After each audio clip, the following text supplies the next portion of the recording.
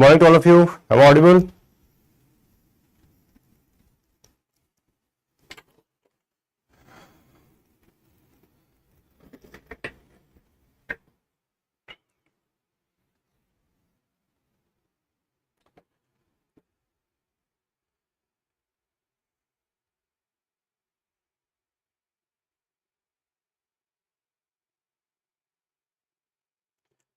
Thank you. Thank you. So let us start. Okay. Yesterday we just started with the basic things. First we discussed about what is history.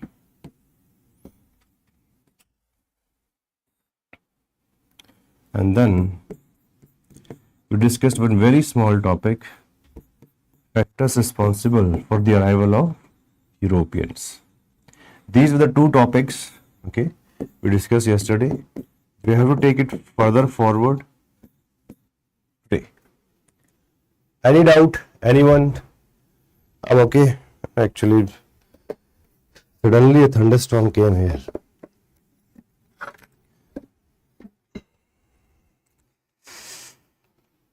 Okay.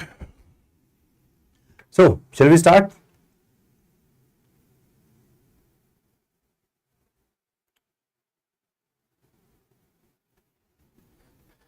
Nilesh, the best way it is. तो black पे orange सबसे अच्छा लगता है मतलब in general with respect to visibility. Okay. So we'll discuss about all of that. So yesterday I gave you one question. The question was, examine the factors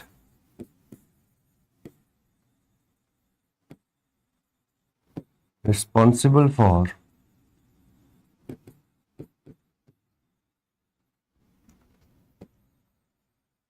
arrival of Europeans to India in 15th to 17th century. So this is the question that we discussed, right? All right. Okay. So look, whenever we write answers, there are three things which we have to take care of. First of all, every answer is going to have an introduction. Second, you have to create a body structure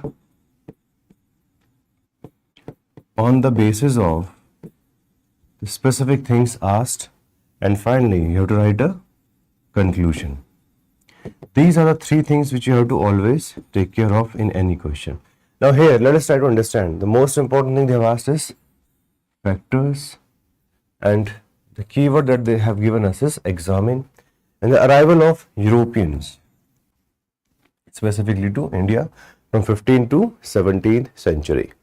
So if we write any introduction, okay, introduction can be written by multiple methods. Let me just tell you specifically what are the methods which you can learn in the beginning itself for writing a good conclusion, or good introduction as well as conclusion. So when we write about introduction, first of all, we can start with an event. Like in this case, all of you know, the most popular event, it is the arrival of Vasco da Gama. Vasco da Gama came to India, and that was the major event that we were having, right? Right? So, please try to understand this. In the introduction, you can mention the arrival of Vasco da Gama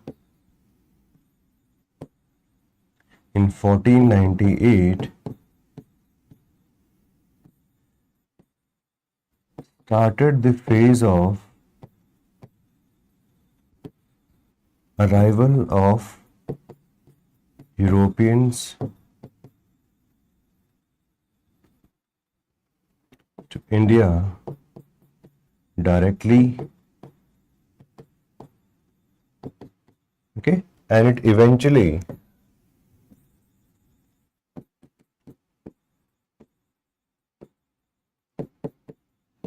led to the rise of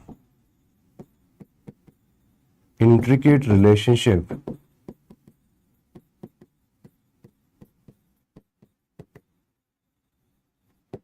between the two.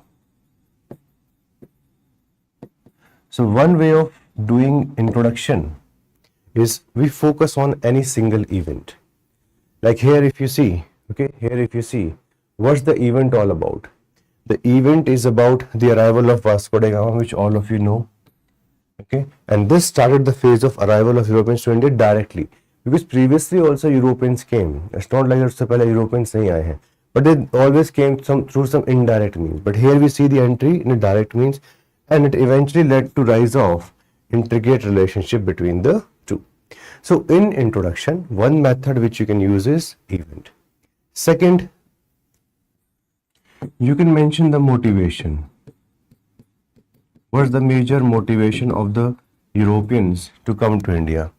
Let me just briefly tell you the most important motivation which the Europeans were having. Okay, or what was the main causal factor responsible for their entry to India? It was God, glory, and gold. So that also you can write in the introduction, that Europeans came to India for the promotion, okay, or for satisfying their need of God, glory, and gold. God means, all of you know, the spread of Christianity. Glory means the political dynasties like of the Portugal, they wanted to increase their prestige in the Europe. And finally gold, because they wanted to get the maximum profit from this venture.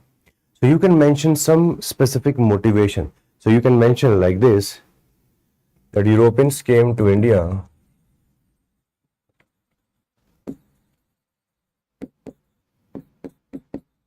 in search of God, glory, and gold. And then you can mention the same part, and the arrival of Vasco da Gama was the manifestation of the same.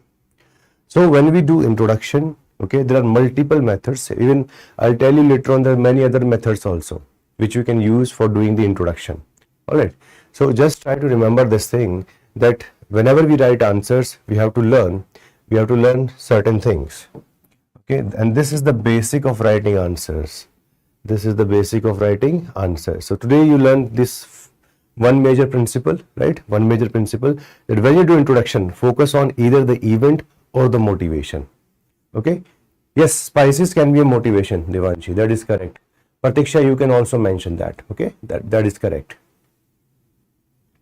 Theodore, is it your real name? Theodore. So if you are having problem with the word limit, don't worry. Initially, it does not matter. What matters at this point of time, okay? What matters at this point of time is just write. All of you are beginners. All of you are part of the foundation course. So what I would expect from your side is 100% dedication. That's it.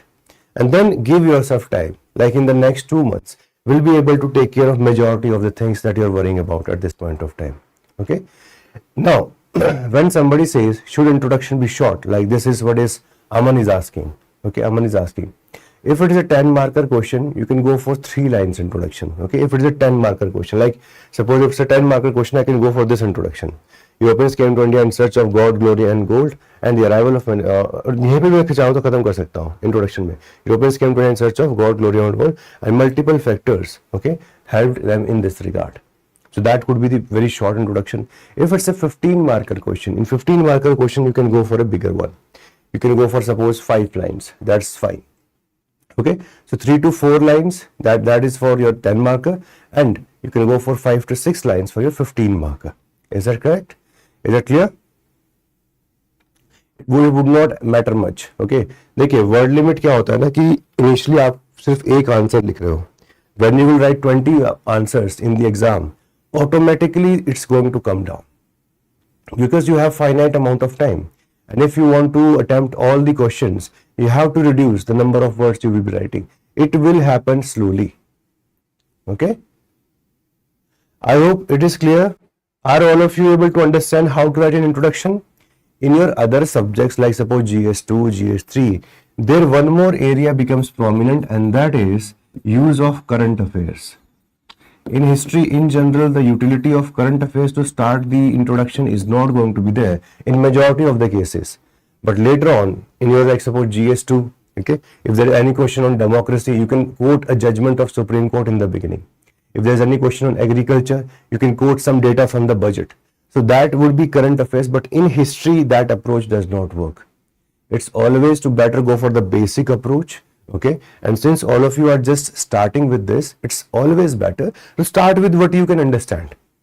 This is the time to stay motivated, okay? This is the time. I will give you Telegram ID towards the end of the class, Akash, okay? I'll give you towards the end of the class.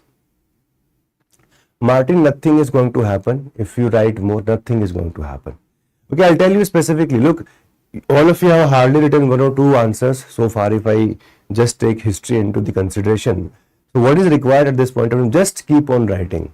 Many things will improve over the period of time. Okay, many things will improve over the period of time. Madhulka, I'll tell you about it because I also do not know which specific booklet is available. So once I'll see it, then I'll tell you about it. These are early days. These are early days. I hope this is clear. Okay. The second part,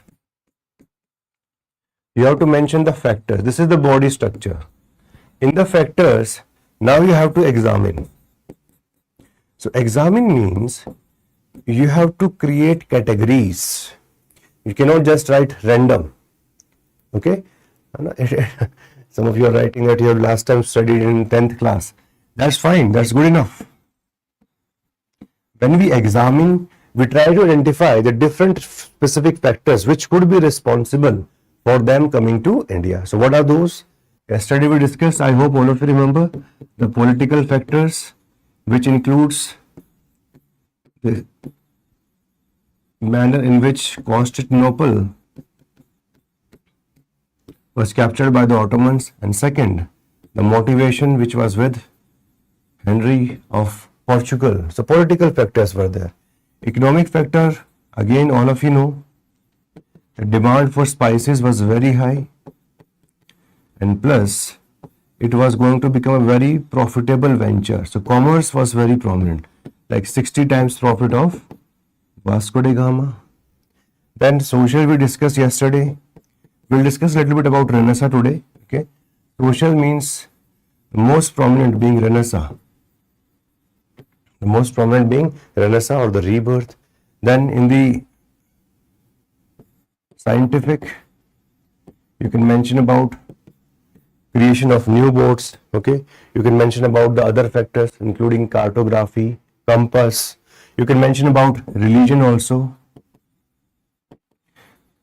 So when somebody asks you examine, you have to understand that there could be different factors. Okay, there could be different factors, right?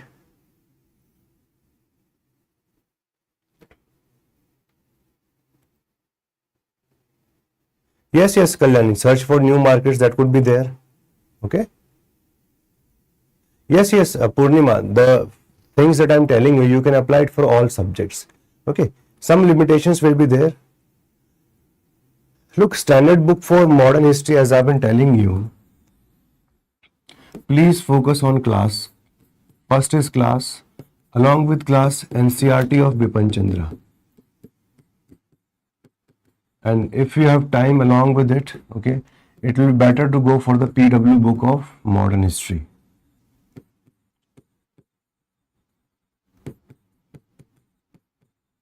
So this is the 3-stage formula which I have for you. Please go through the class, then go for the NCRT, and then go for the PW book. I think that would suffice. Okay, that would suffice. You will not face any big challenge after that. And plus, with respect to answer writing, with respect to doubts, always ask them in the class. You have this democratic platform where you can ask your doubts at any point of time. And all the faculties, including me, they will take these doubts on a very serious note. Right? So I hope all of you are able to understand. If somebody asks you examine, sorry, so you can just categorize the factors into multiple parts: political, economic, social, scientific and religious. I hope this you learned from yesterday also. In our notes, we made our points just like this. So that's why I gave you this keyword, examine. Okay. So in examine, you have to go to the depth it is possible. There could be n number of different categories which could be there. Yes, you can leave NCERT if you're reading the PW book, that is fine. Okay. Tarush, I will be helping you out with this kind of content. Okay, God, glory and gold. Because it is my work also to give you something extra, okay, in every class. So that will keep on happening. Right. Yes, session 12th class NCERT is enough. That's the NCERT we have talked about. And please, only the old NCERT, not the new NCERT. New NCERT is not that much useful for the exam for modern India. Okay, only the old NCERT. Now, please tell me specifically, is this clear to you? We discussed all this yesterday, and hopefully all of you are able to understand it well. Hopefully all of you are able to understand it well.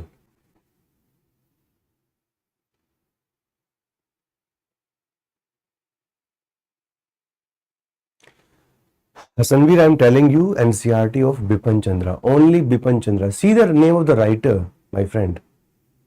Okay. Fresh before the decline of Mughal, it comes later on. Okay. Like suppose this question is talking about 15th to 17th century. Okay. So you can mention that towards the end of the 17th century, when there was decline of the Mughal Empire, that further improved the chances of the Europeans. So that you can mention even in the conclusion. Okay, that you can mention in the conclusion. Like I will tell you how to do the conclusion now. Okay. Anushka, if you're doing whatever we're doing in the class, spectrum is not required. Okay. Just go through it, my friends. All of you feel like you have unlimited time.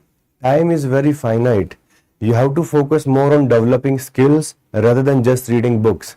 Books is an essential part of it. Okay. Books is an essential part of it. We know we are doing topic-wise notes in the class itself. At least we can start with this.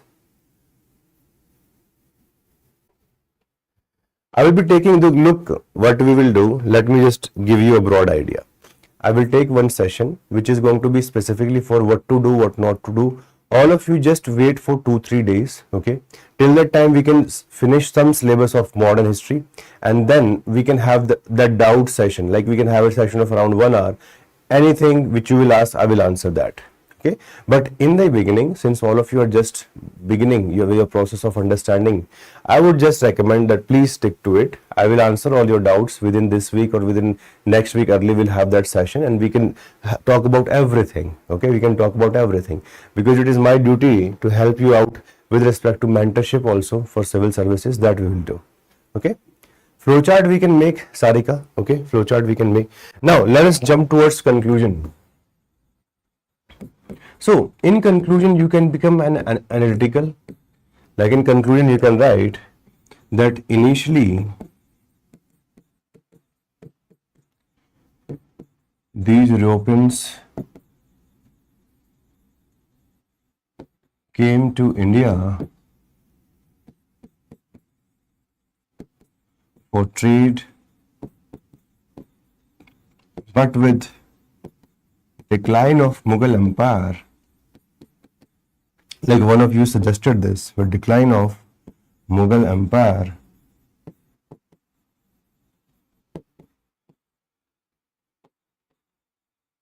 they started flexing their muscles in India, flexing their muscles in India, and it led to colonization of India. This is more of a conclusion which is broadly focusing on the long-term consequence. Okay, so what was the long-term consequence of the arrival of Europeans to India? So you can focus on any long-term consequence to write a conclusion. Okay, to write a conclusion. You can write anything. Like here, there are so many things which you can write in the conclusion. This is just one of the things. You can mention only about the Portuguese also. Okay, that initially Portuguese dominated the India-European trade for a century. and then we see the entry of, just like we did the conclusion yesterday, then we see the entry of Dutch, English and French, who eventually competed for the empire of India.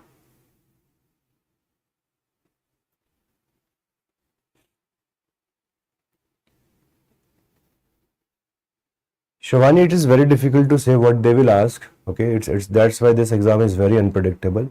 But since we are starting from zero, we'll take around 30-35 classes to cover modern history. It's going to improve the knowledge base that you're having. It will also improve the way you will do introduction, conclusion. I hope this part makes sense to all of you. All of you are able to understand this. What we discussed yesterday, we could have written this answer on the basis of that very easily. And if we write specifically, then we can get a very good kind of a outcome. Okay, so these are still early days, and if we just understand what to do, what not to do, we can improve a lot. Yes, Mahira, you can write about the internal conflicts also. Okay, you can mention like, but with the internal conflicts increasing among the Indian dynasty, it led to the rise of Europeans in Indian politics. That could also be a conclusion. Okay, that could also be a conclusion, Mahira, as I've told you. So, when we go for introduction, conclusion, we have large number of options. Okay. Yes. These kinds of questions can easily come. Like this is a standard question which is often asked. Okay, this is a standard question. This can come in the exam. Okay, this can come in the exam. You will learn a lot about me, my experience, what to do, what not to do in the coming classes. But initially, let us focus on what is important. You need to understand what to do. You need to understand how to write, and finally, how to do the revision. Okay, I hope everything is on board. Can we now move forward? Okay. Can we now move forward?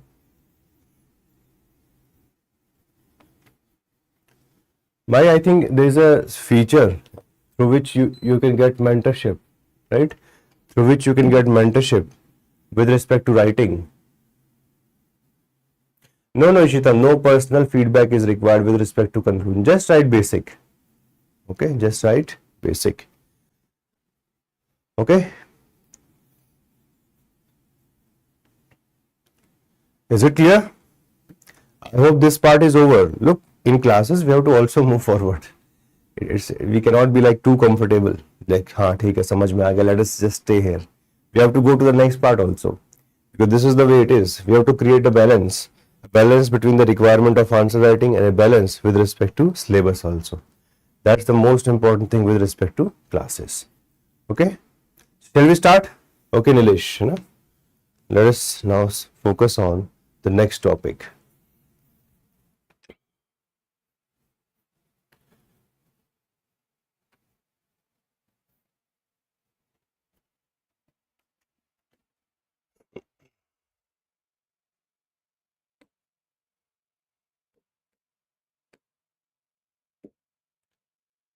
Yes. So,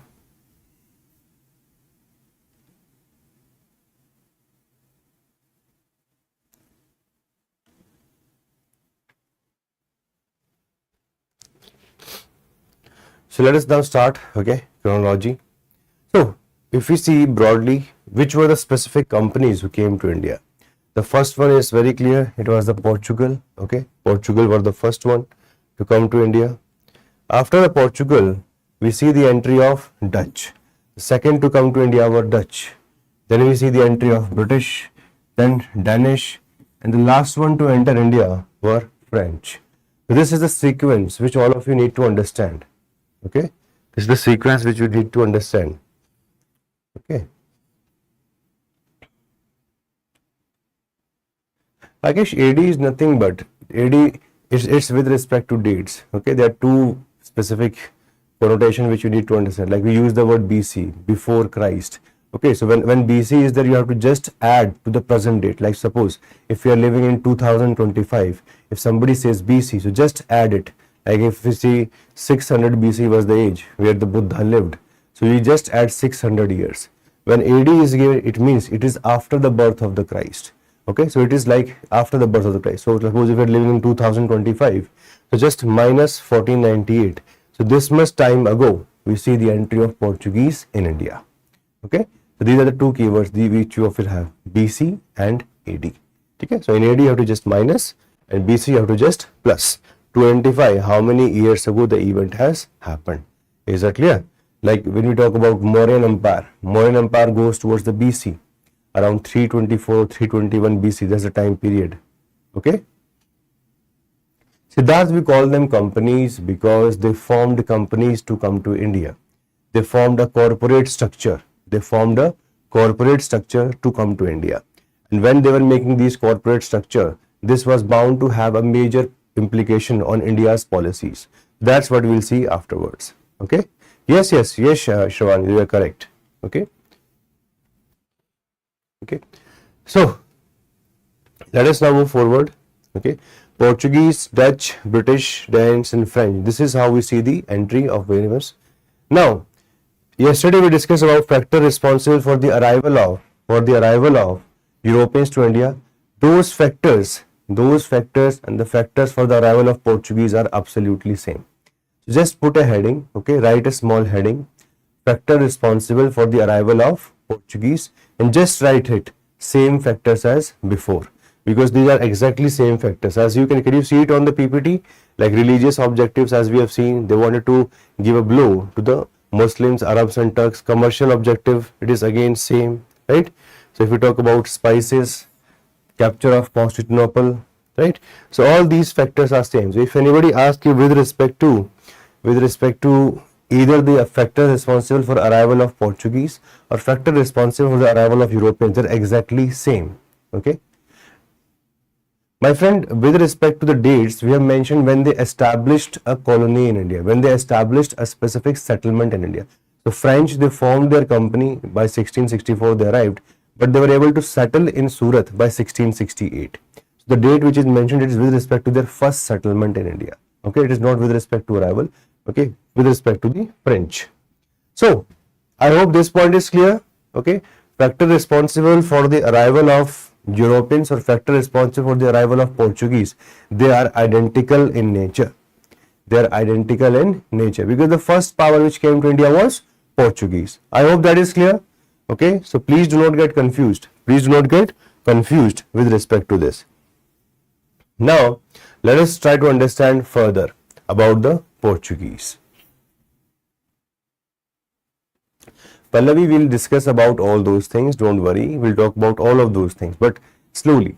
धीरे-धीरे करके समझेंगे. Everything will be covered in the class, but first we have to go through the certain factual information. Okay. Yesterday, all of you remember that we discussed that one of the first person who reached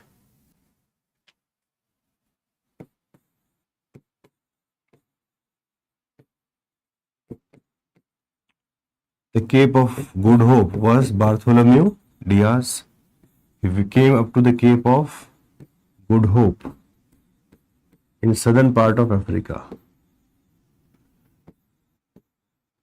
But the person who became successful was Vasco da Gama. And he eventually came to India in 1498. Okay, came to India in 1498. So now we'll focus. Okay, हाँ, that's what I'm saying ना कि अभी के लिए थोड़ा सा सुन लीजिए, समझ लीजिए, है ना. First try to understand what is required for the class. Don't just write the comments. Okay, don't just write the comments. Reason being, if I am teaching someone, my attention gets diverted, because if somebody is asking and eventually it is not that, you have to wait. Like suppose if some of you is asking, tell me about the settlements. Settlements will come. You have to first wait. Okay, because what you want in the beginning, it can't happen like it. We have to go through the process. We know how to take it forward. Okay, and everything will be done. Is that clear? So please make sure now you just you have just started the course. Just relax, understand. Towards the end of the class, whatever doubt you have, that will be better. So when I teach, focus on the topic. Once I end, when I ask this part that do you have any question, please write it in the box. I will answer your question. Is that clear? So I hope this can be a basic principle which all of us can follow. Everybody will be happy with that, because those things which can be taken later on, why to talk about them in between? Why to talk about them in between? That would be a very good convention. Okay, thank you all of you. So please write the heading Portuguese and write down the first heading Vasco da Gama.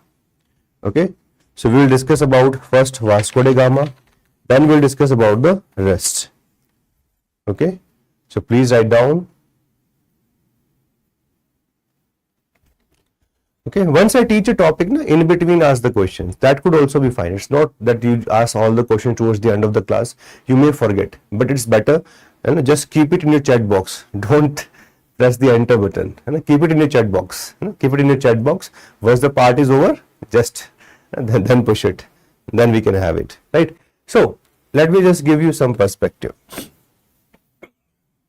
Vasco da Gama came to India in 1498. Till 1505, as such, there was no structure. Largely, the people who came to India, they are more like traders. They're more like traders, like Vasco da Gama, Cabral. Starting from 1505, we see the beginning of the convention of appointment of governors. Okay? We see the convention of the appointment of governors. So starting from 1505, we'll talk about certain governors who were representing Portuguese in India. And initially there were 2-3 traders. So first we'll make some notes about them, and then we'll write about the governors, what kind of structure was there, what kind of policies were pursued by the Portuguese, and then we'll see their settlements, and finally we'll see the factor responsible for the decline in India. So this is going to be the format in which we'll be discussing this topic. So first we are starting with Vasco da Gama. Okay, so I hope all of you can pick up this. So please write down. We'll start with Vasco da Gama. So please write down. In 1498, please write down. Okay, in 1498, Vasco da Gama arrived at Calicut. So you can put a small heading Vasco da Gama, right? Heading Portuguese. Within that, first heading would be Vasco da Gama. Okay, so please write down first point. Heading would be Vasco da Gama, and you write the first point now. Okay, now we are starting with the dictation for today. So far it was more of explanation. So please write down point number 1. In 1498, Vasco da Gama arrived at Calicut. Okay, Vasco da Gama arrived at Calicut with his ships,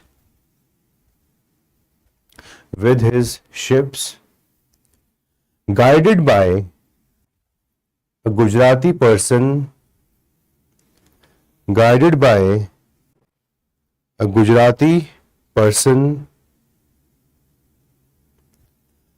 Abdul Majid.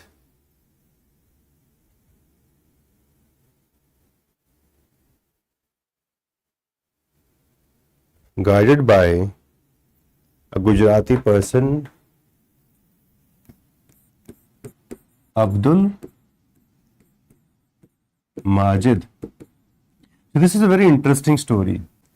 Okay, this is a very interesting story. Vasco da Gama knew from here how to come till here, but from here how to come to India, he did not knew about it.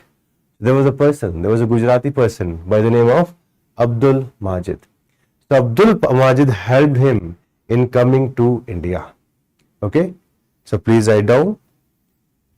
In 1498, Vasco da Gama arrived at Calicut with his ships, guided by a Gujarati person, Abdul Majid. Guided by a Gujarati person, Abdul Majid, full stop. The Hindu ruler of Calicut,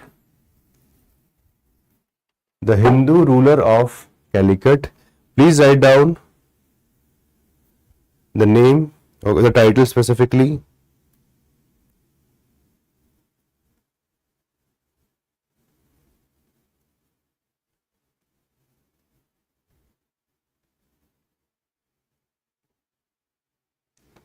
Okay, so please write down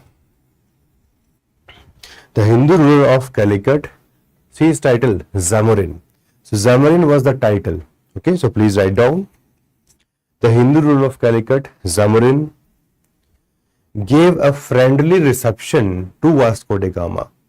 gave a friendly reception to Vasco da Gama. In these initial classes, I'm going very slow with respect to dictation. Slowly, I will also pick up the pace when you people will become comfortable. So today, I'm going very slow, just like yesterday. Okay, is that clear? Gave a friendly reception to Vasco da Gama. I hope this much is done. Now, so far, everyone is along, and you are able to write the first few points with respect to Vasco da Gama.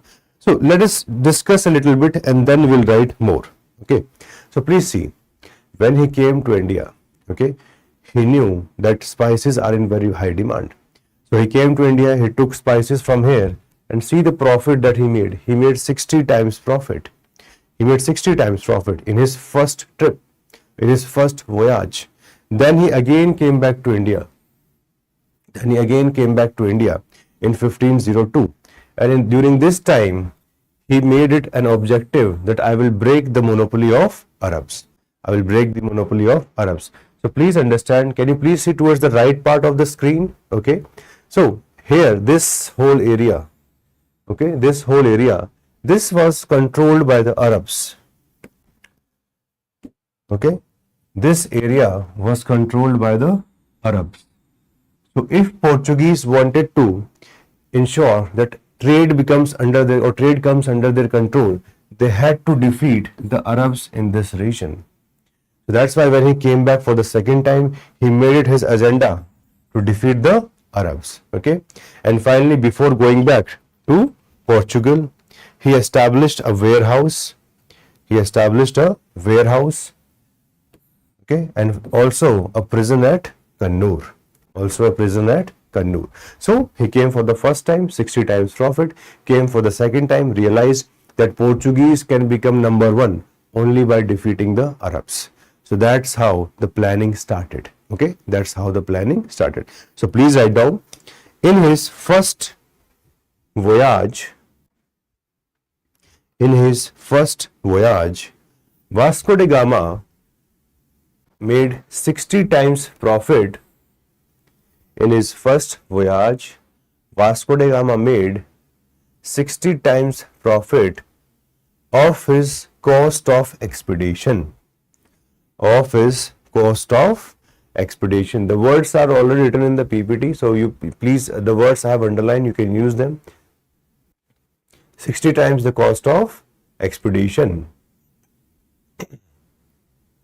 Full stop. Please add on the next line.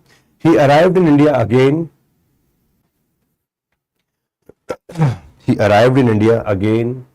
In 1502.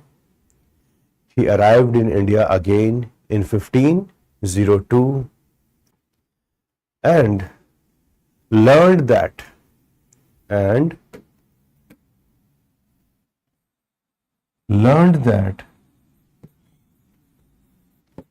monopoly of Arabs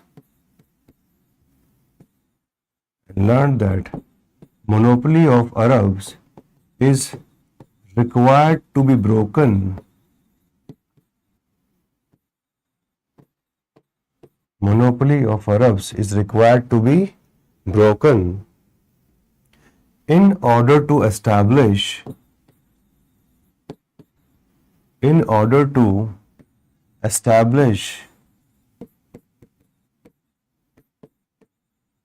Portugal in India.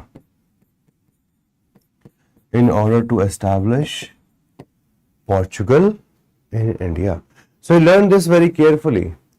Like we always say that if you want to be number one, you have to defeat the number one of the yesterday. Without that, you cannot become number one. So at this point of time, the one power which was very prominent was Arabs. Arabs were playing a very, very major role in India's overall trade and commerce. And now the Portuguese were trying to defeat them. They learned that they have their number one enemy would be Arabs with respect to monopoly of trade and commerce. Okay, so he learned that monopoly of Arabs is required to be broken in order to establish Portugal in India. Now try to understand one more thing. The Europeans, they were coming from far away. Okay, the number of people number of people who could come from that area were always going to be few. Okay, the number of people who could come from Europe were always going to be few. So that's why they had to use arms from the beginning. Okay, they had to use guns from the beginning. So they realized that we have to create fear, number one, in India. Number two, we have to use arms. Because without this, nobody was going to take Europeans seriously. And the reason was very clear. They were very few in number. In comparison to Indians, in comparison to Arabs, the number of people from Europe who could come were always going to be few. Just to give you a fact, that even the East India Company, which was having one of the largest army, more than 80% of its soldiers were Indians. Hardly 15 to 20%, depending upon the year, depending upon the variants, were from Europe, or the strategic posts were under their command. So always try to remember that Europeans learned from the very beginning that they had to create fear. And how to create fear? By creating prisons. By creating prisons. Plus, using arms as and when required. So Vasco da Gama learned about this at this point of time. Okay, so shall we write? Okay, we can write 2-3 lines about it. So please write.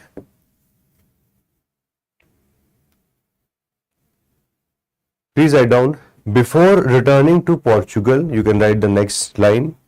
Before returning to Portugal, he established warehouse in Cochin. Before returning to Portugal, he established warehouse in Cochin and a prison at Kannur. And a prison at Kannur. Okay? The logic was very clear. The logic was very clear. Warehouse were required in order to keep what? To keep spices, to keep goods, which could be used for the purpose of export. So warehouse was created by him. And number two, he also established a prison. And as I've told you, why prison? Because from the beginning, they had this idea that we want to dominate this region.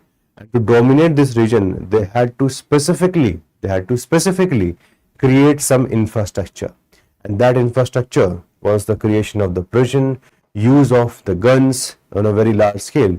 In fact, you need to understand, what we need to understand is this, that from the beginning, these Portugals started using guns on large scales, on boats.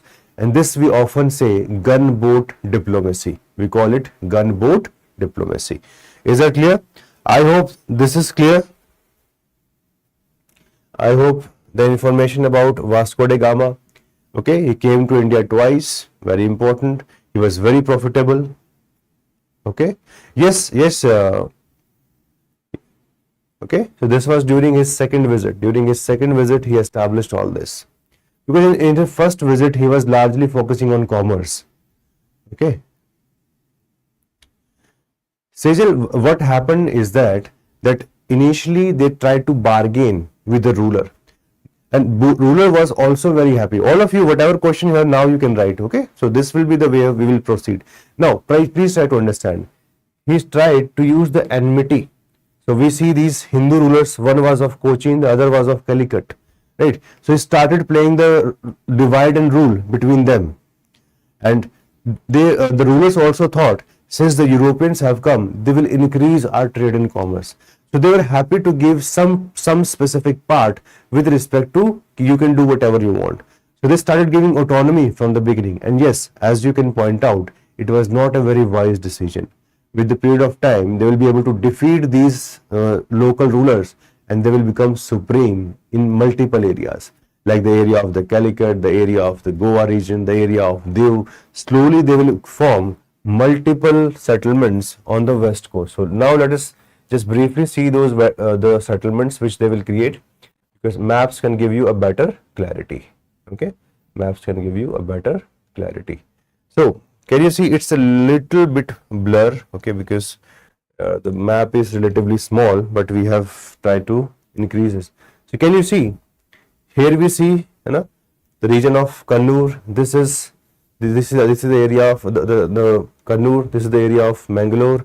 This is Calicut. This is Cochin. So they started establishing themselves on the west coast.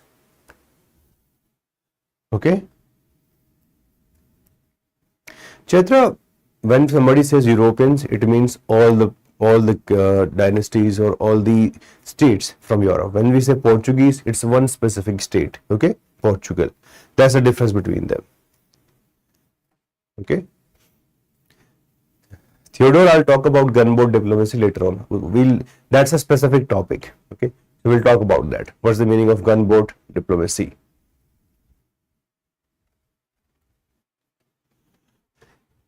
Yes, they were always few in numbers, but they were having the best of the technology.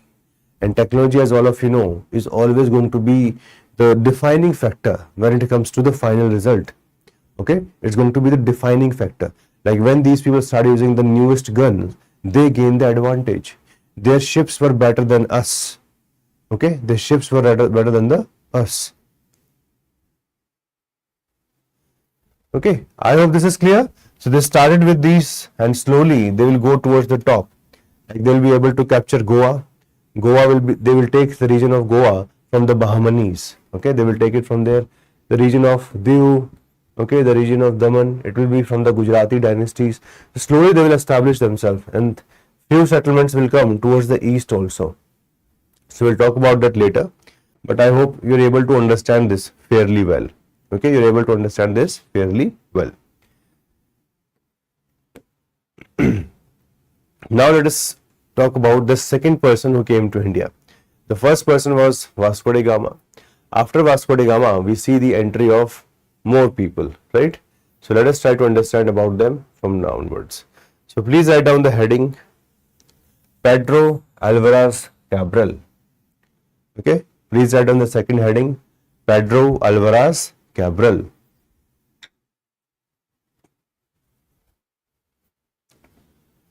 Okay, I hope clear with respect to Vasco da Gama. UPSC is not going to make you more concerned with Vasco da Gama. Few facts are more than enough. Okay, broadly they will ask policy specific question. Okay, so please just write down the heading, then we will write the points. The first person was Vasco da Gama, prominent one, and the second person is Pedro Alvarez Cabral. So please write down. Please write down. Pedro Alvarez came to India.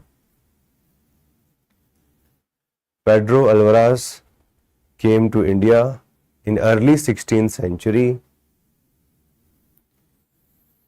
In early 16th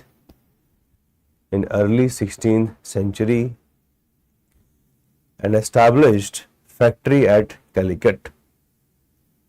An established factory at Calicut.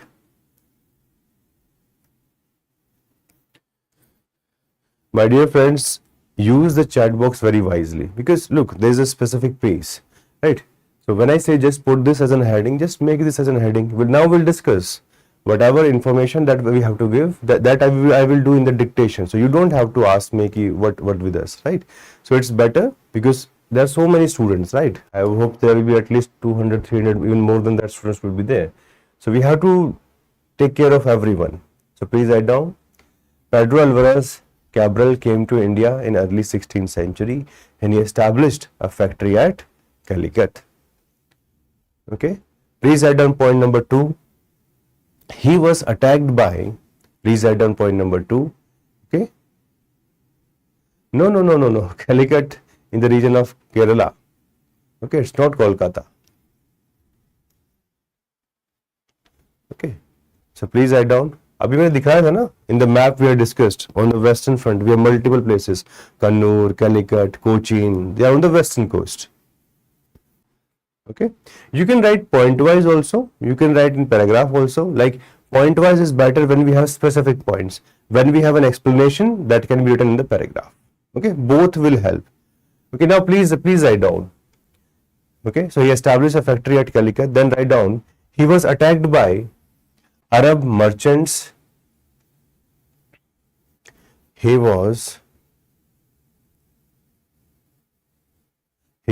attacked by Arab merchants full stop. In order to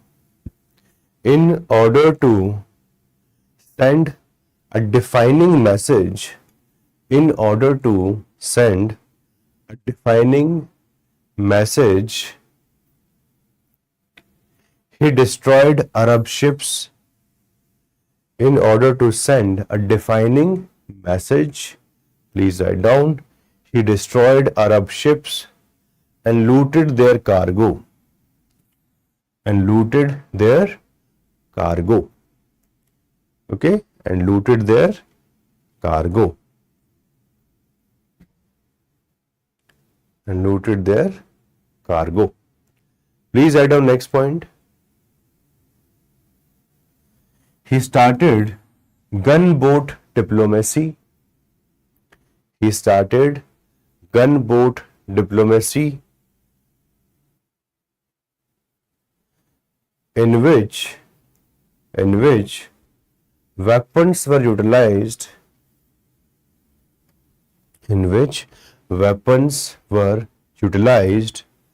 to put pressure,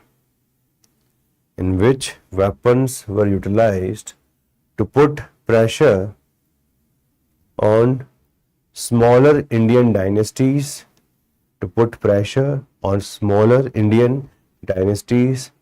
as well as Indian merchants. Smaller Indian dynasties as well as Indian merchants. Okay, as well as Indian merchants. So what did they do? Okay, what did these two people do? First was Vasco da Gama. So Vasco da Gama opened the floodgates. He opened the process of coming from Portugal to India. Next person which became very popular was Pedro Alvarez Cabral. Now write one small point. This may be asked in prelims someday. Please write down. छोटा सा point लिख लीजिए. He found a route to Brazil before coming to India. This is the last point. He found a route to Brazil before coming to India. I hope many of you, okay, so please write down, he found a route to Brazil before coming to India. Ashish, what is already written in the PPT? I don't think there's any requirement to write it again. Whenever I will do some distinct dictation, I will write on the board. Okay, he found a route to Brazil before coming to India. Is that clear? I hope this is clear. All of you know that Brazil remained under the Portugal rule. If we see, yesterday we discussed that in the Atlantic Ocean, there was a specific kind of a demarcation. Okay, there was a specific kind of a demarcation, and this was the demarcation. Okay, this was the demarcation. So since Brazil came towards the east of it, this was now taken over by the Portugal. This was taken over by the Portugal. The west of it remained under the Spain. Okay, it remained under the Spain. So just remember, okay, towards the east we see the Portugal, like Portugal came to India, Portugal went to Southeast Asia, all right, and towards the west, here if you see North America, South America, largely it was under the control of the Spanish. Okay, it was under the control of the Spanish. Is that clear? Okay. Now, as we were discussing, from 1498 to 1505, this was the era of individual traders. As such, there was no system. No system was there. But from 1505, we see the next stage. Okay, from 1505, we see the next stage. From here, we see the appointment of governors. Okay, so we'll see the appointment of governors from 1505. And these people will play a major role in establishing the Portugal control in India. So now we'll discuss about these governors, their accomplishment, what was the role in moving forward. Okay, what was the role in moving forward? Is that clear? So let us now move forward. Please write down Portugal governors. That would be the heading. We don't have to remember about all the Portugal governors, but only the one which are relatively important. We'll talk about them. Okay. only the one which are relatively important, we'll talk about them. So please write down the heading Portugal governors. Okay, so there could be heading era of governors or Portugal governors. Within this heading, please add the first name Francisco de Almeida.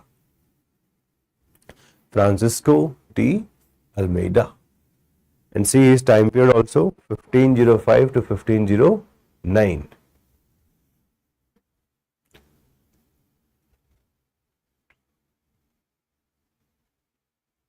(1505 to 1509). That's the time period. Okay.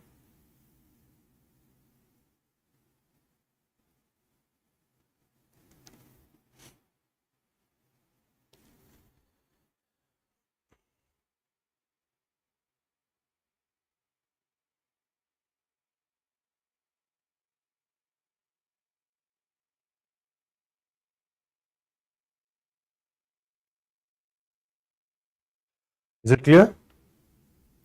So please write down Francisco de Almeida.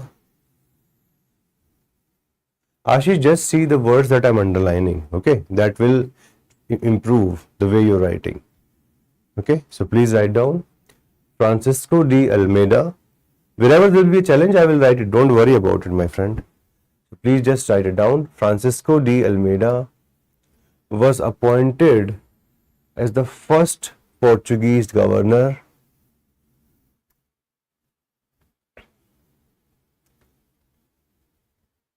Francisco de Almeida was appointed as the first Portuguese governor in India by the King of Portugal. In India by the King of Portugal, full stop, by the King of Portugal. Now, when he was getting appointed, he was given one specific task.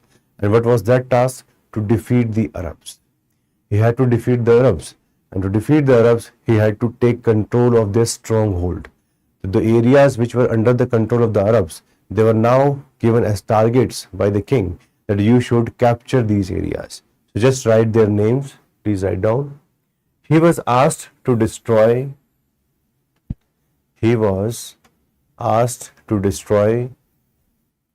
Arab trade in India. He was asked to destroy Arab trade in India by seizing or by capturing three specific regions. By seizing, number one, Aden. Okay, so Aden, as all of us know, it is around Egypt. By seizing Aden, then Hormuz. Okay, so this is in the West Asia, Hormuz and Malacca. Malacca is towards the east, okay, towards the region of Malaysia, Singapore. So I will show you all these three places on the map. First, please write, he was asked to destroy Arab trade in India by seizing Aden, Hormuz and Malacca. By seizing Aden, Hormuz and Malacca.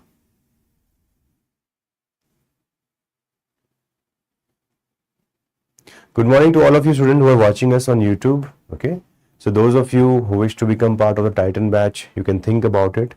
You can watch my yesterday's lecture also and today's lectures also, just to get an idea what kind of quality we are offering to all of you. And if you have any requirement, you can always reach out to the team, the counseling team.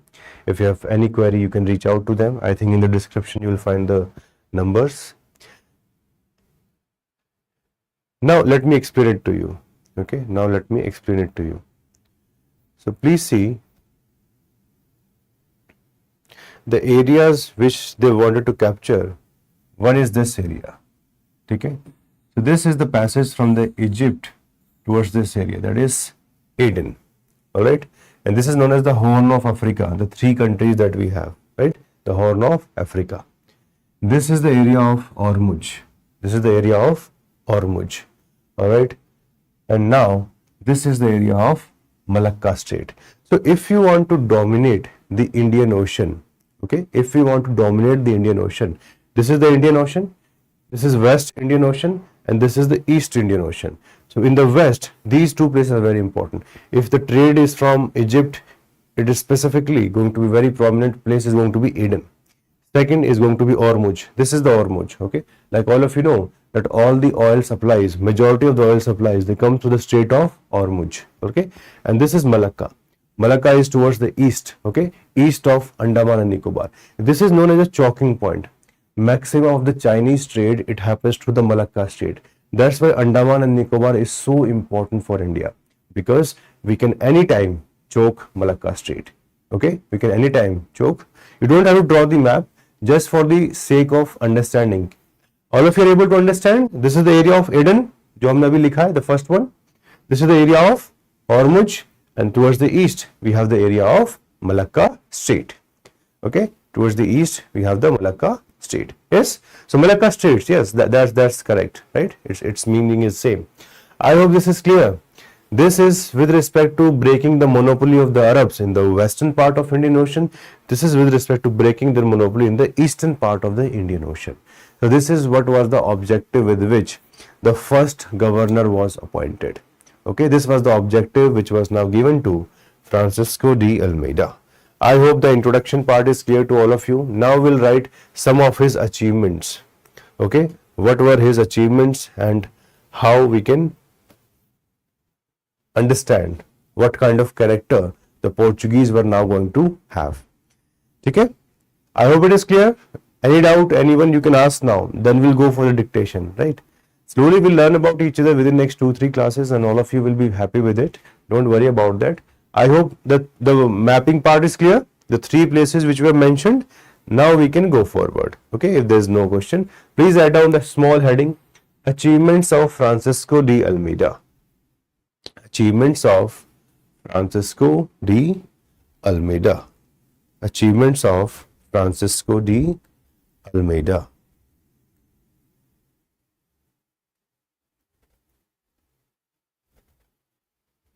Okay, so please write down.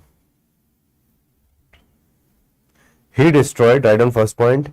He destroyed Gujarat and Egypt navies. He destroyed Gujarat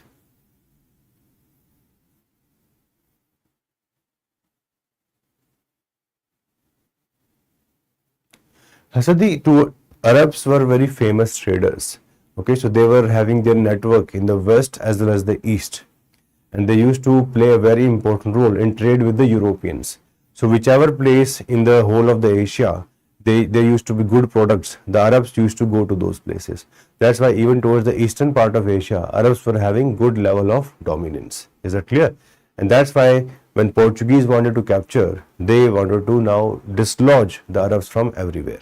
And that's why they went toward the East Indies, that is Indonesia. Alright. Now the second question that one of the students is asking is, why warehouse in India itself monopoly of Indian rulers? So look, it was broadly a monopoly. We are not saying, but sovereignty depends upon how strong your army is. Initially, the Portugal told everyone that we are here just for the sake of trade. We're going to help you out everywhere, right? But slowly, when they realized the weakness of Indian rulers, they started doing the arm twisting. They started flexing their muscles. So slowly, it became problematic. Okay, slowly it became problematic. Shivans, if you see, I think it is broadly going to be chapter number 3 or 4. You can see the heading, Arrival of Europeans. Okay, it is a European penetration and British conquest of India. In that, initially you will find some of the information with respect to this. So please write down. Please write down. He destroyed Gujarat and Egypt's navies in 1508. He destroyed Gujarat and Egypt's navies in 1508 in the Battle of Diu. In the Battle of Diu. Okay, in the Battle of Diu. Shubham, at that point of time, there was no concept of India. Every small principality was having their own way of governing. So it is not like that Indians were having nationalism. In fact, one of the reasons why we came under the British rule, it is because we were not having nationalism. Try to understand that a country which is not having nationalism is broadly going to come under somebody's control. These small principality which were there in Kerala region, they were not going to be able to challenge the Portuguese, who were having modern weapons, who were having modern ships, and eventually they knew how to control. And since they were having this nationalism, many of these traders, they were like, we have to do something for our country. And that's exactly the reason for that. Okay, that's exactly the reason for that. Okay, in the Battle of Diu, all of you know, this is a place in Gujarat. All of you know about Daman and Diu, Union territories. Okay.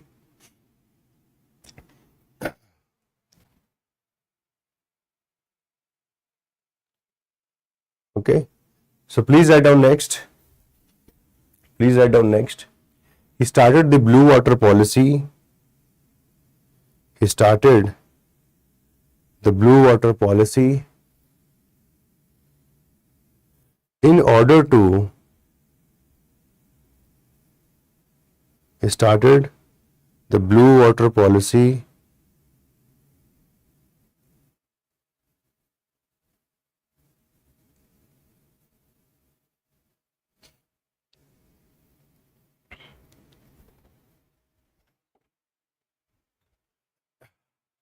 in Battle of Diu, you can mention 9. Okay, there was some confusion. This is correct.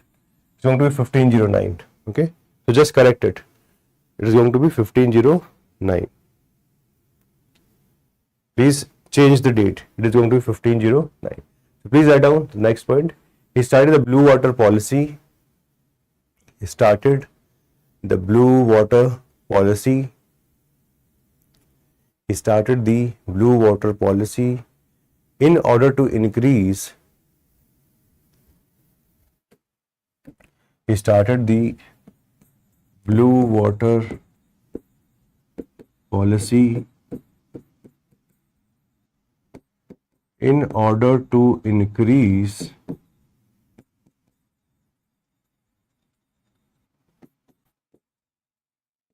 Portuguese naval superiority.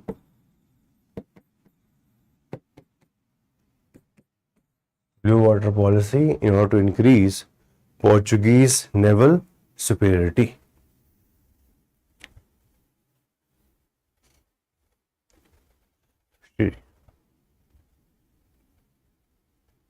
Akansha, he was defeated and he also lost his son also. Okay, but as such we don't have to go into small facts. We have to always remember the important ones, because today, suppose when we are discussing this topic, many of you will feel, let us know everything about it, let us remember every small detail. In the future, when you will revise, it will become unnecessary burden. So it's always better to just remember the key highlights. Okay, so blue water policy in order to increase Portuguese naval superiority. Portuguese naval superiority.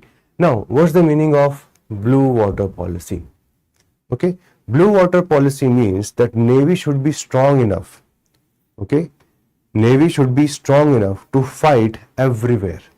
It should not be just strong around the coastal region, around the territory. Like suppose, for the sake of reference, let us just see this. If the army is able to, or the Navy is able to fight, suppose in the central Indian Ocean, that's a blue water Navy, okay, or a blue water policy. If you're just fighting, suppose, around the coast of India, that is more of a territorial Navy, okay, which can fight around the territory of India. So that's why his objective was to ensure that the Navy of this Portugal can go to different parts, because if they wanted to capture Aden, Hormuz, or towards the east, Malacca, they were going to have requirement of a blue water Navy, which can fight anywhere. Okay, If even India is having this policy of having a blue water navy, which can fight anywhere across the world. India is currently also trying to build. We already have a strong navy, but that's the objective that we have. And this was again the requirement of Francisco de Almeida. I hope this is clear. Blue water navy. I hope this is clear.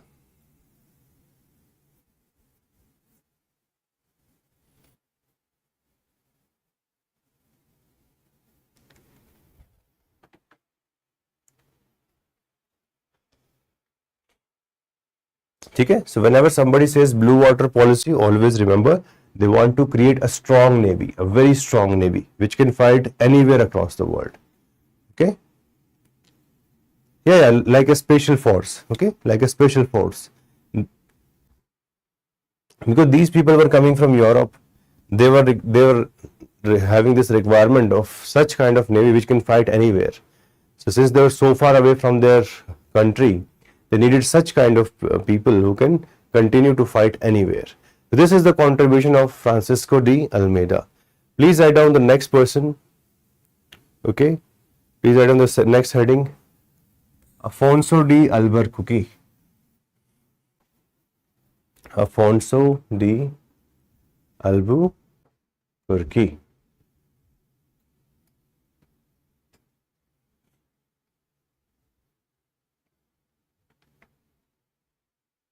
Okay, so just write down the heading. Now we have to understand one concept which is known as real founder. Okay, what's the meaning of the word real founder? Let us try to understand it. You can just write down the heading of Alfonso de Albuquerque. Now I will explain the meaning of real founder, and you will remember this for the sake of history. Who is the person to whom we can give this title of real founder? So if we see Portugal, so far we have seen the entry of Vasco da Gama, we saw the entry of Pedro, right? We see the entry of Almeida also. But now with the entry of Alfonso, something changed. He is known as real founder. To whom can we give the tag of real founder? Real founder is someone who creates institutions, okay, very strong institutions, either they are political, economic, or military. So very strong institutions are created by that person. Number two, a real founder is also someone who is able to take care of any kind of danger to their position. Okay? A real founder is often also linked with the process of expansion. Like he was able to capture Goa. So he played a very important role in establishing the dominance of Portuguese along the western coast. He was also responsible for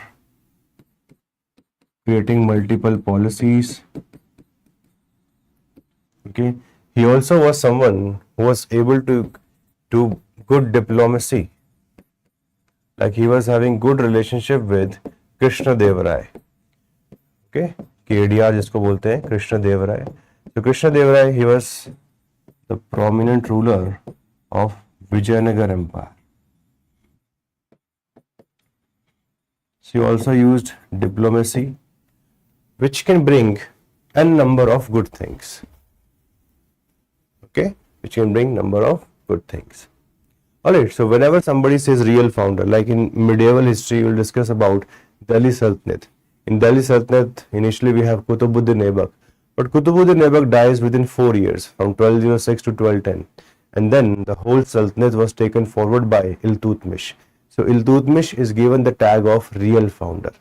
Same for the Mughal Empire also. In Mughal Empire, all of you know, the initial battle was won by Babur. But Babur lived only for 4 years and he died. Okay. Then we see Humayun. Humayun lost his empire. He went back to Persia. He came back to India. Somehow he was able to win. But the solidification was only done by Akbar. So Akbar is given the tag of the real founder.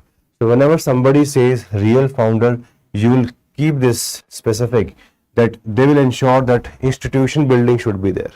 Okay, I'm just giving you a generic kind of a discussion because this is a very important concept in history. Anywhere, if somebody says real founder, it means that person is going to be linked to creation of certain institutions. They will be responsible for taking along the empire during its most dangerous phase. They will also believe in expansion. They will also use diplomacy to the good effect. Okay, so this is how we see after Francisco de Almeida, he was the one who was able to do all this work, and this was bound to have a good impact. This was bound to have a good impact. Is that clear? All of you understood the meaning of real founder? Real founder is someone who creates the overall structure of the state that they're trying to establish. Like in case of India, he is the person, Alfonso de Albuquerque, who was able to do it. Now, when we will write about his contribution, you will understand the overall things, okay, which I am just discussing. So please write down his contribution. So first in the introduction you can write down, okay, first in the introduction you can write down, please write down, Albuquerque succeeded, please write down in the introduction. You can write the timeline also, 1509 to 1515. So please write down, Albuquerque succeeded Francisco de Almeida as the next Portuguese governor. Albuquerque succeeded Francisco de Almeida as the next Portuguese governor. Full stop. The word which we use is Afonso. Okay, like there's a often confusion in books. You will find the word Alfonso also, but उनका जो real title है वो Afonso है. ठीक है? That's why this spelling is correct. ठीक है? Afonso. In many books you'll find the Alfonso also. So probably they may have been using both words also. We cannot say, right? But you'll find, like I have also checked it, Afonso is a better word, right? This has been the word which is used by the Portugal themselves. Probably it could be a distinction. In Portugal they may say Afonso, in English they may say Alfonso. It may change. So both are correct. Don't worry about it. Okay, don't worry about it. That's not the real concern. Okay, that's not the real concern. Because names change the moment you change the language. So it does not matter. Okay, so don't focus on that. Focus on this. Please write down, he is considered as the real founder. He is considered as the real founder of the Portuguese power in the East. He is considered as the real founder of the Portuguese power in the East. Full stop.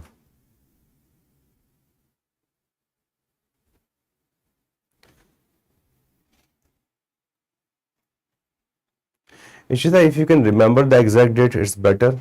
ना, at least if not, remember approximate. जैसे कि easy क्या है? Easy तरीका क्या होता है? You can remember the date 1509, early 16th century. That's also one way of writing it. Okay, that's also one way of writing it. Akshita, Akansha, sorry. Which specific part do you want? Okay, because this is what we have written so far. Albuquerque succeeded Francisco de Almeida as the next Portuguese governor. Full stop. He is considered as the real founder of the Portuguese power in the East. So this is with respect to dictation. If you are having any challenge with respect to any specific explanation, that you can ask me. Okay, that you can ask me. Okay, shall we write his achievements? So first write down the heading, the major political achievements. As I have been telling you, a real founder is going to have multiple achievements. Then he will be responsible for some expansion also. That person will be responsible for some kinds of major initiatives which will put Portugal on the real standing. Okay, so please write down the first point. Number one, he captured Goa. So please write down, he captured Goa from Sultan Yusuf Adil Khan. Please write down the first point. He captured Goa from Sultan Yusuf Adil Khan He captured Goa from Sultan Yusuf Adil Khan, comma, the ruler of Bijapur, in 1510. So please understand, in the Deccan we used to have one empire known as Bahmani Empire. Okay, and towards the south we had the Vijayanagar Empire. So in the Deccan, since we had the Bahmani Empire, this Bahmani Empire became very weak, and one of the state which will emerge from this, its name is Bijapur. That's why we are writing the word that he captured Goa from Sultan Yusuf Adil Khan, the ruler of Bijapur, in 1510 with the help of Vijayanagar Empire. As I've told you, he had good relationship with the ruler of Vijayanagar, Krishna Deva Rai, right? So that also helped him, because Krishna Deva Rai, the time period of Krishna Deva Rai is also 1509 to 1529. That's the time period of Krishna Deva Rai. He was one of the most powerful ruler of Vijayanagar Empire, and he is a contemporary of Alfonso de Albuquerque. Okay, so please just write down. He captured Goa from Sultan Yusuf Adil Khan. This was asked in the prelims. I think last year, UPSC asked this question in the prelims. So such kinds of facts, okay, they often become important. It purely depends upon UPSC how they want to take it forward. Is it clear? So please write down.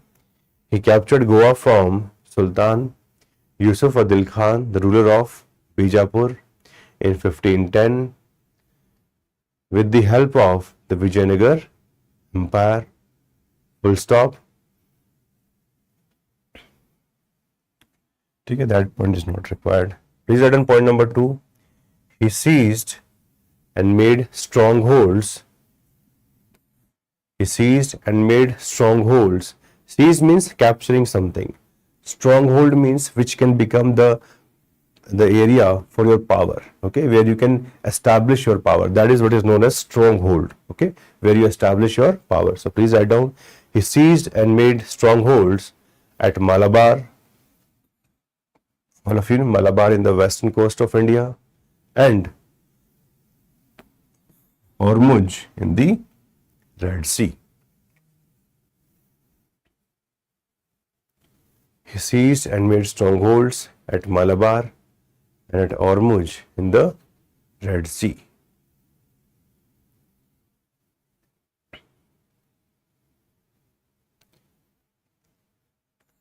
And write down the last point. Okay, so the Portuguese king wanted that Portugal should control the western and the eastern part of the Indian Ocean. So he was the person who was able to do it. Okay, so please write down the last point. By commanding all the exits to the sea routes,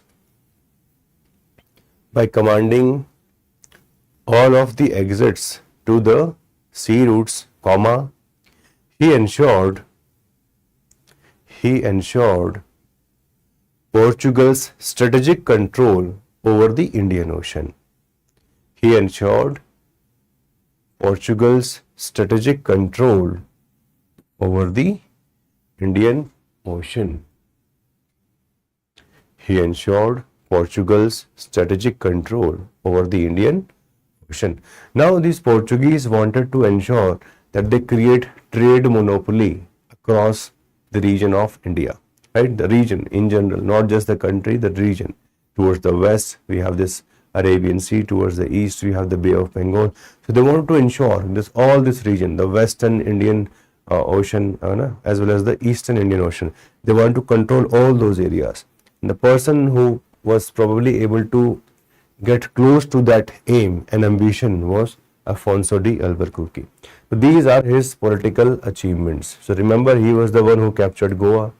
He was the one who captured the regions of Hormuz, and he was the one who was able to command the exits of all the sea routes. So these are the 3 specific points which you can remember with respect to political achievements. Please write down the next heading. Other achievements.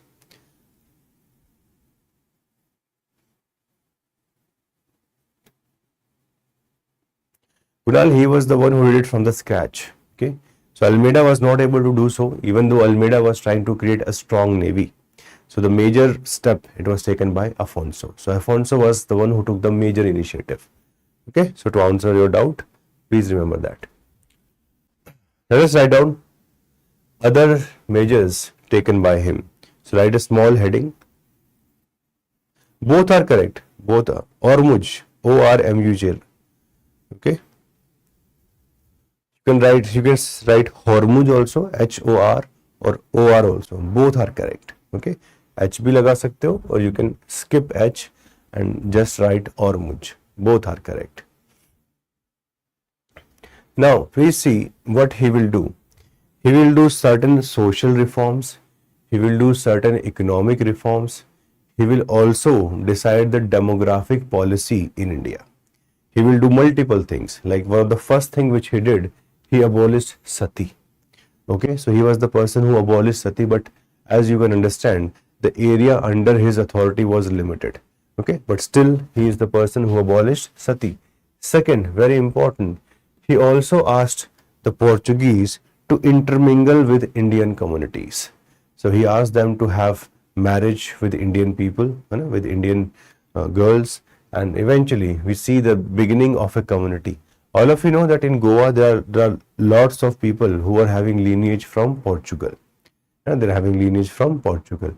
So this demographic change, this demographic transition also started happening under him. So the population policy was now also linked to him. Okay. Children, when you will read geography, you will find there are multiple seas. One of the famous sea among them is the Red Sea. Okay, just see it on the, have this atlas with you. In atlas, you can identify. Now, he also introduced some reforms in the field of agriculture. These people were having control, like suppose in Brazil also, in India also. So they brought many crops from the West, and they were now introduced to India. So what were those crops which were introduced? Like we see the introduction of tobacco, cashew nuts. Do you know, anyone among you know that Goa is very famous for cashew nuts? Goa is very famous for cashew nuts. So he introduced new plants such as tobacco and cashew nuts. He also introduced new varieties of coconut. Later on we'll find many other crops also. Crops like papaya, many crops will be also introduced in India. And this has been one of the questions which UPSC is asking repeatedly in the prelims examination. Okay, so please remember that multiple steps were taken by him to bring in the crops to India. Next, he also built roads as well as irrigation, and more importantly, okay, Portuguese now became settled in the region of Goa and Cochin, and there they asked artisans and craftsmen to now also settle along with him. So these were the various socio-economic factors which were linked to him. So let us write few of them. Okay, so please write the heading other measures taken. Other measures taken. Yes, red chilies also. That is also clear, right? Red chili was also one of the crop which was brought in. Some of you have put these pseudonames, crowny. Difficult to address. I know it sounds funny. So please write down. He abolished sati, number 1. He abolished sati in 1515 in the regions he governed in India. In the regions he governed in India. So that's point number 1. He abolished sati in 1515 in the regions he governed in India. Number 2, he encouraged Portuguese men. He encouraged Portuguese men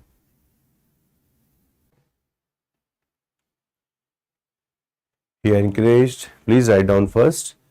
Okay, if there is any specific keyword you are not able to understand, I will explain it. He encouraged Portuguese men to marry Indian girls,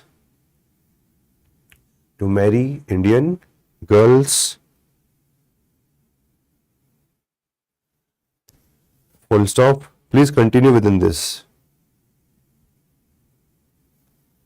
It led to demographic transition in India. Heading is other measures, okay, or other steps. It led to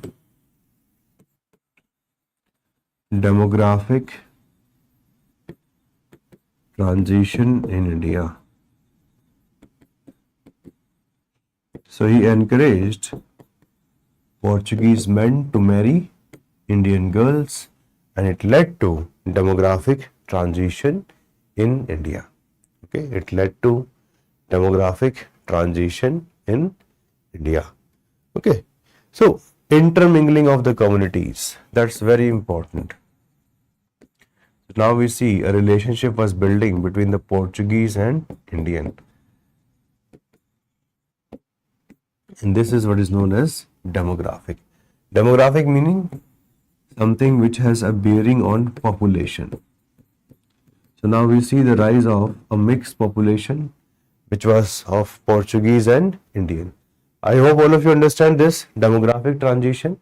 Okay, what's the meaning of demographic transition? Demographic transition means there was a change in the nature of population structure. So population structure was now changing. How? Because of the intermingling of the Portuguese and Indian. Okay, so a specific kind of lineage developed. Even if today you will go to Goa, you will find many people having that lineage. Okay, many people having that lineage. Please write down third point. The first point was about abolition of sati. The second about how the Portuguese men were encouraged to marry Indian girls, and it led to demographic transition in India. Now, there's a very small concept which I would like to discuss with all of you. Okay, there's a concept of what is known as old world. Please write it somewhere. Okay, it's not a dictation part, just for the sake of reference. When somebody says old world, when somebody says new world, what's the meaning of this? Old world refers to those continents which were known to humans from a very long time. Okay, like suppose Asia is a part of old world, Europe is a part of old world, Africa is a part of old world. Okay, but America was discovered for the first time in the 15th century. All of you know about Columbus. So when we say North America and South America,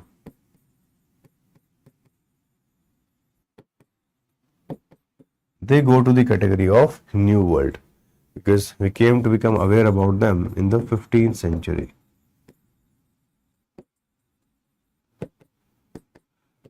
But there was a connection between these continents from a very long time. Okay, from a very long time. So you'll understand the concept of sati in ancient India. Sati was an institution under which if husband of a girl or if a husband used to die, then the girl was required to self-immolate herself. Self-immolate herself means that she had to sit on the funeral pyre of her husband. In another way, she had to give up her life because her husband has died and she has to follow the principles of the society. Sati as a system was there, right? Sati as a system was there. Yes, Prince, you can also enter Australia. But in general, when somebody says New World, we refer to North America and South America. Okay, North America and South America. This is the old world. Like the trade connections are there between Asia, Europe and Africa from a very long time. And this is something which is linked to Columbus, the discovery of the region of Americas. Why I'm telling you this? Because sometimes UPSC asks these kinds of statements in the prelims. That what crops were introduced in the old world from new world. Okay, so please just make a small box and in that put it. What is the meaning of old world? What is the meaning of new world? Okay, and mostly the perspective would be which things were brought from new world. Like all of you know, potato, So all of us, we have potato, right? But potato is not a native crop.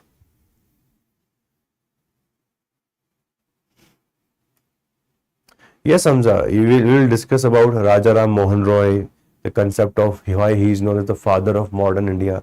That we will discuss later on. Okay. So just for now, you just remember that this whole tradition of sati was abolished by Alfonso de Albuquerque in the Portuguese territory, where he was having the control. The rest of the India, it continued. In fact, okay, rest of India continued. So Lord William Bentinck, he was the governor. So he was the one who passed the bill. Okay. And while Rajaram Mohan Roy, he was an advocate of that sati should be abolished. In fact, I'll tell you about the stories also. Okay. So sister-in-law of Rajaram Mohan Roy, she committed sati. So it used to haunt Rajaram Mohan Roy. Okay. That why has this happened? And thereafter he made it a mission of his life that I will abolish this tradition. But the power was in the hand of the British. So he had to always go with the authority. He requested to William Bentinck, and after that, eventually we see he requested to William Bentinck. William Bentinck passed this law in 1829. Okay, my friend. Rest will continue later on. First, please focus on this. Okay. So sati, you will learn more about it in ancient India. You learn more about sati in the classes which we'll have later on. Social reforms. Okay, the social reforms in India. Okay, I hope this is clear. This concept of old world and new world, if anybody is going to pop up this word in front of you, will you be able to understand what's the meaning of old world, what's the meaning of the new world? Please remember that. Okay, please remember that, because such kinds of things can come in your prelims examination, and I would like to give you as much foundational basics which can help you in getting the maximum marks. Okay, shall we write now? So please write down. Please write down. Portuguese introduced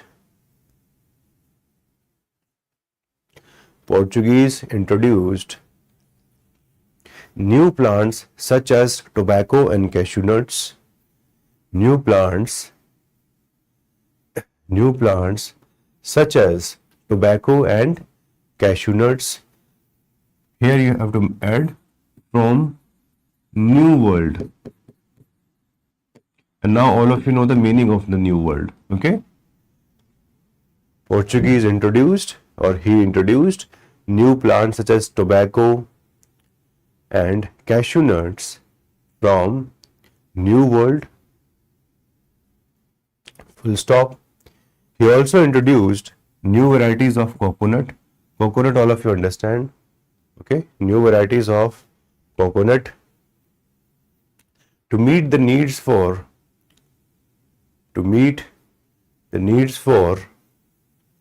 coir rigging and cordage. Cordage is nothing but, this is, all of you know how rope is created. All of you have seen how a rope is. So rope is created by the use of the outer part of the coconut. So cordage is nothing but rassi जिसको बोलते हैं. ठीक है? Those of you who can understand Hindi, you can understand rassi. And I hope majority of you understand the meaning of the word rope, that is itself, right? So they also introduce new varieties of coconut for that purpose. All right, I hope this is clear. You can mention, please add one line. They also introduced, please add down one line. They also introduced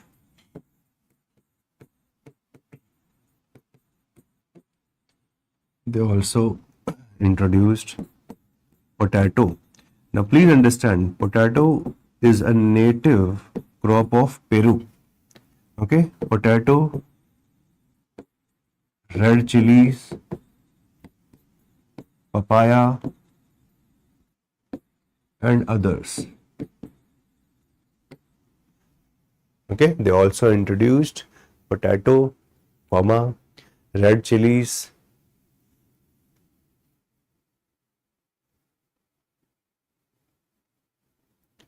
don't worry, Ashish. Okay, so we'll make it a mix of both.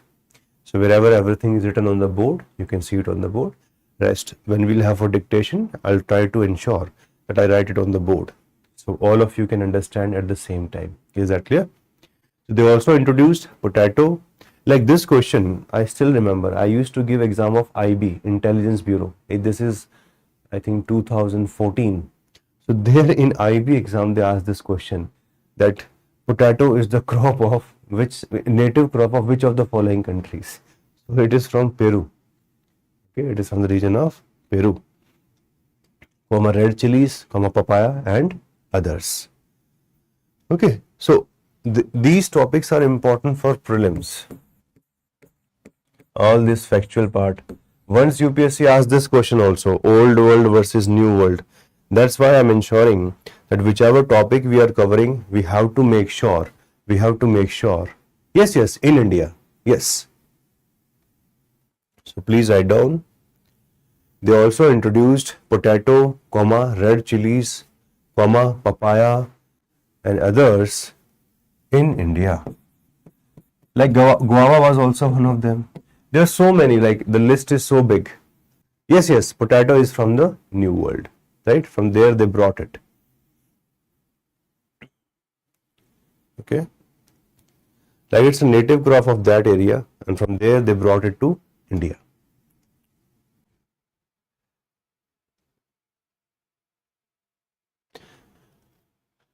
अरे इनको ऐसे याद रखो, potato, tomato, tobacco, जहां भी ये टोटो है, ठीक है ना, पोटैटो, टोमेटो, टोबैको, जहां भी ये टीओ करके है, all of these they come from outside. Okay.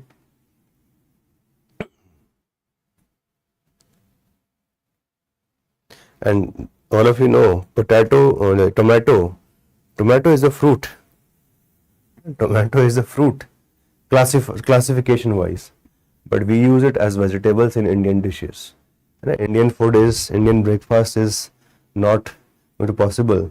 Yes, all these crops are from New World. So they brought it from here, introduced them in India. Like today, if you see, we have this one company known as ITC, Indian Tobacco Company Limited, which also comes out with this famous biscuit brand Sunfeast, which many of you would know. So this whole empire of ITC in India is a legacy of the Portuguese, because the Portuguese brought in tobacco, right? The legacy also continues to the health diseases which has happened because of this, right? Okay, is that clear?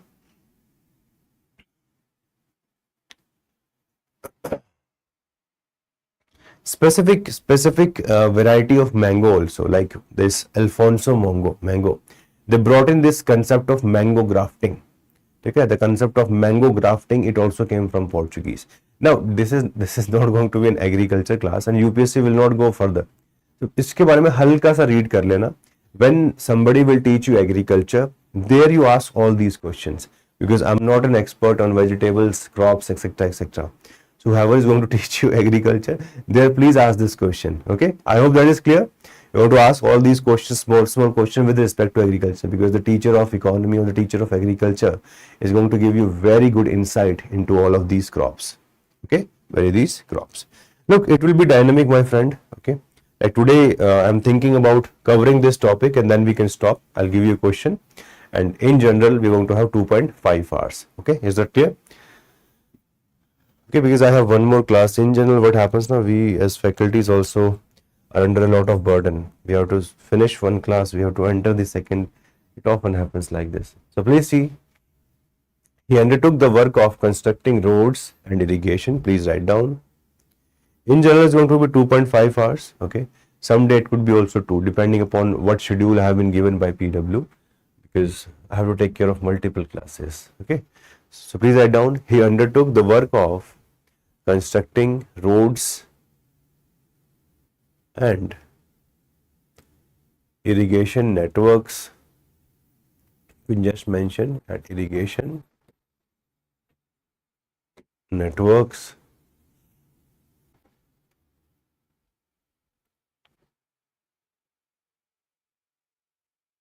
write down the last point. During his tenure, please write down, during his tenure, the Portuguese settled in Goa and Cochin. During his tenure, the Portuguese settled in Goa and Cochin, as artisans and master craftsmen, as artisans and master craftsmen, as artisans and master craftsmen.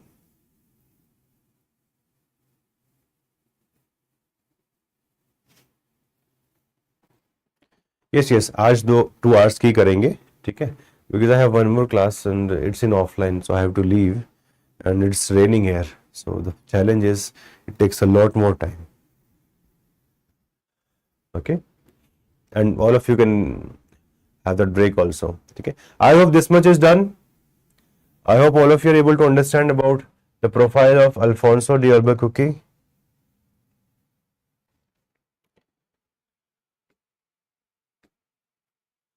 The question we can have now is, explain why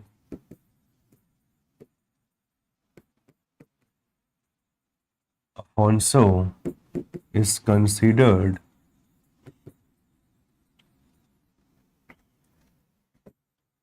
as the real founder of Portugal power in India.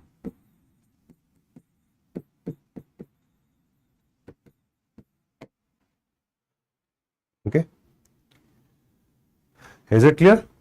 Explain why Alfonso is considered, or you can write the full name also, Alfonso de Albuquerque is considered as the real founder of Portugal power in India. So it's a small question, okay, a very limited question. Again, the same 10 marks. You can write around 2 pages. This is what is given by UPSC. Okay, that's why I'm trying to help you out. So 150 specific words in general. Even if you write up to 160, 170, that's not an issue. Even if you write 135, 140, that is also fine. But do not go outside. We'll talk about the next also. We'll talk about the next also. Okay, so this is the homework that you have. I hope all of you are able to learn it. We are going a little slow. Okay, yes, this is the for homework. Okay, tomorrow in the beginning I'll be discussing this question. I hope all of you are able to understand. Look at the first 2, 3. Okay, yes, let me show you the map. No, not an issue. Okay. Which specific map, my friend, you're asking for? Like one of the map is this one. Okay, this one. Or if you want to learn about these 3 states, then this. Eden, Hormuz, and here we have the Malacca.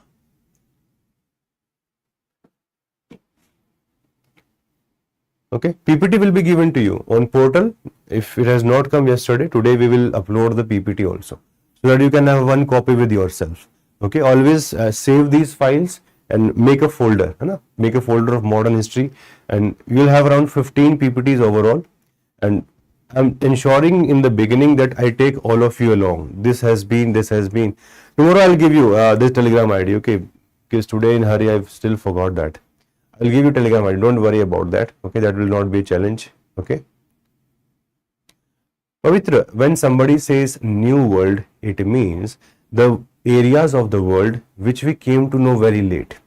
Like we came to know about these continents, North America and South America, only in the end of the 15th century, towards where the Columbus was able to tell us about the America. So it happened very late. But these other civilizations of Asia or Africa or Europe, we are having trade awareness about each other from a very long time, since ancient times. But we were not aware about the America. That's why Americas, this North and South America, they are known as New World. And while the remaining part, okay, it is known as the Old World. Australia was also discovered towards the end of the 18th century, right? So that also happened because of this. Okay, so the New World is towards the west, and the Old World, it's in the broadly the part of this. ठीक है? So Old World में नाम याद रखना है Asia, Africa and Europe. New World में याद रखना है the name of the Americas, North America and South America. ठीक है? Is that clear? Shivani, gunboat diplomacy means in general when we go for trade, We only go for what? We only have the goods in our boat. But what these people did, these people started putting guns.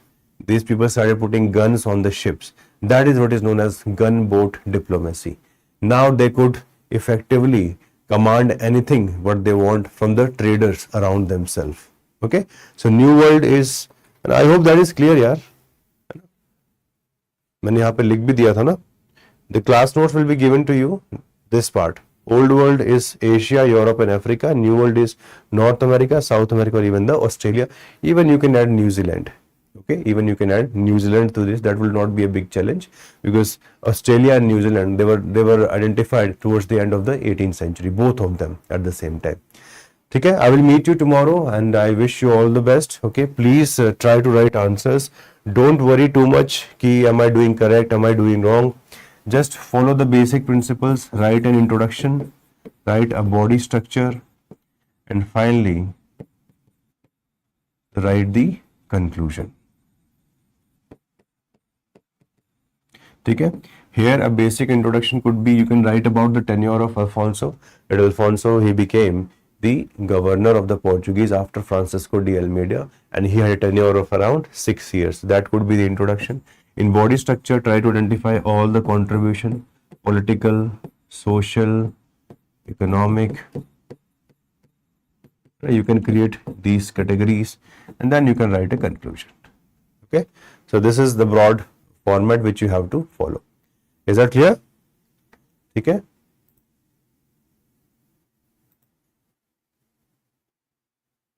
Okay, thank you so much. Okay, so tomorrow we'll discuss this first and then we'll continue with the topic. Tomorrow we'll go to the next powers. Tomorrow we'll first finish the Portuguese and then we'll go forward. Thank you so much. All of you take care and be safe.